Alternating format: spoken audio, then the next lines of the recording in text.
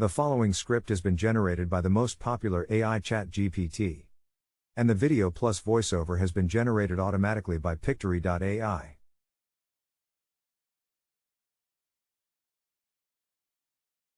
Disclaimer: I have nothing to do with this content, but to show people AI is revamping the whole wild world.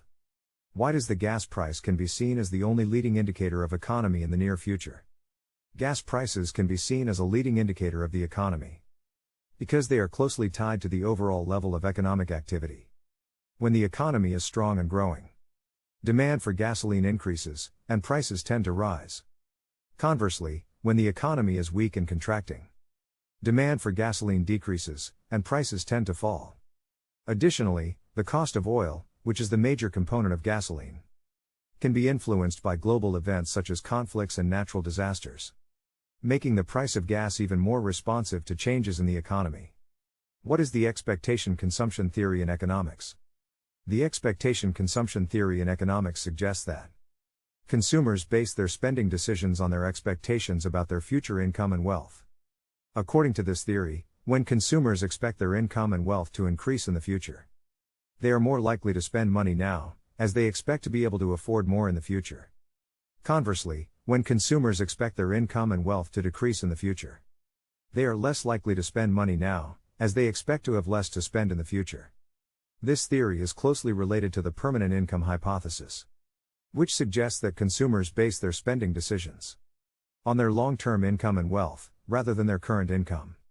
The expectation consumption theory and the permanent income hypothesis are often used to explain why consumer spending can be relatively stable, even when there are short-term fluctuations in income. Overall, the expectation consumption theory emphasizes the role of consumer expectations in shaping spending decisions, which can affect the overall level of economic activity.